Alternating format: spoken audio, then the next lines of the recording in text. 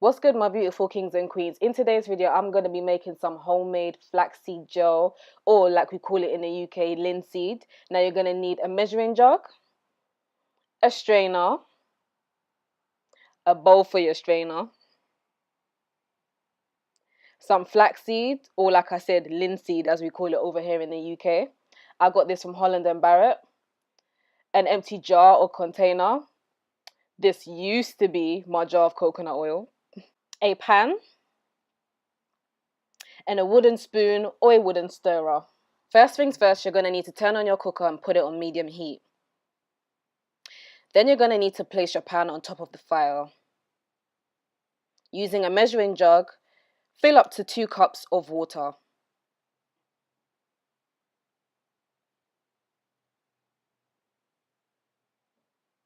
Slowly pour your water into the pan. Now measure 1/4 of linseed and slowly pour that into the water.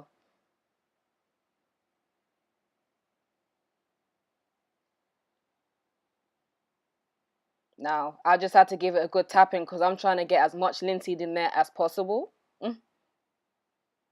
Okay, maybe your girl went over the top, but I just had to make sure. Now, this isn't compulsory, but I just felt the need to just give it a good little mix. Now, this is how it looks like when it starts to boil up. You will see some white frothy-like substance coming out to play. Now, this is what I like to call the gel kind of mucus forming up. You know, bubble, bubble, bubble, bubble. But yeah, when it starts to boil up like this is your time for you to give it a good mix and kind of check out what the consistency is saying. You know, the consistency that you want is dependent on you. Some people like their flaxseed gel to be very light in consistency. Others want it a bit thick. I'm trying to get it in between.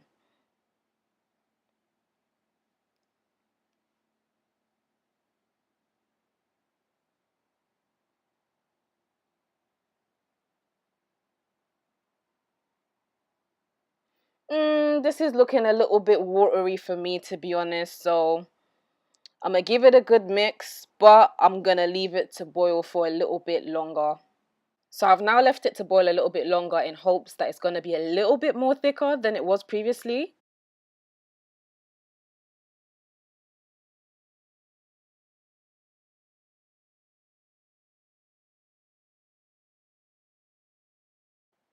Nah, it's still a bit too watery for my liking. So I think I'm going to be patient and leave it to boil for a little bit longer. Okay, upon leaving it for a further 3-4 minutes, I'm liking the consistency that this is at. So what are we going to do now? I'm going to turn off the fire. And then I'm going to safely and slowly pour my contents into my strainer and watch this magical process begin.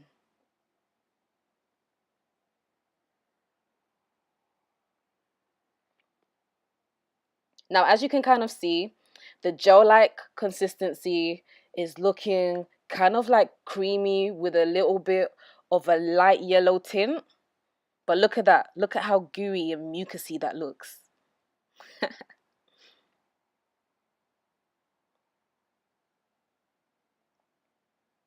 Now, this is just something that I like to do, but I'm going to give it a good mix just to make sure that all of my gel is going to be in my clear white bowl. You've got to be really patient during this process because it may take a while to get everything into your bowl or your pan or whatever you decide to use.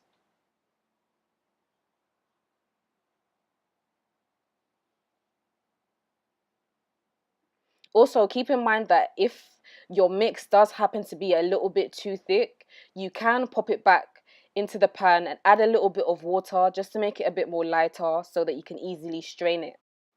This is how my linseed gel is looking like, all nice and strained.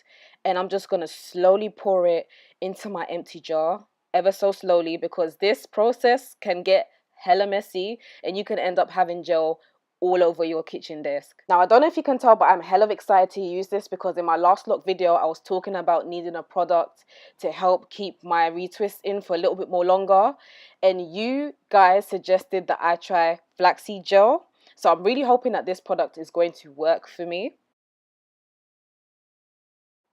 Now I'm just going to use my finger to get the rest of the gel-like substance into my jar. We ain't trying to waste not even a single drop, baby. This is how my flaxseed gel, aka linseed, looks like. I'm really happy that it's managed to fill up my jar.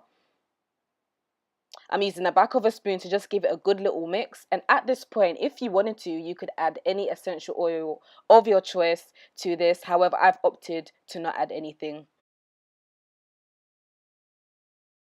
Now it's time to just leave it to cool down. Now, after allowing my flaxseed gel to cool down for 45 minutes, I now think it's time for me to put a lid on the jar and put my beautiful new gel into the refrigerator. Its shelf life is between 12 to 14 days when stored this way. Thank you very much for watching this video, and don't forget to subscribe to my channel if you haven't already done so. Until my next video, be good.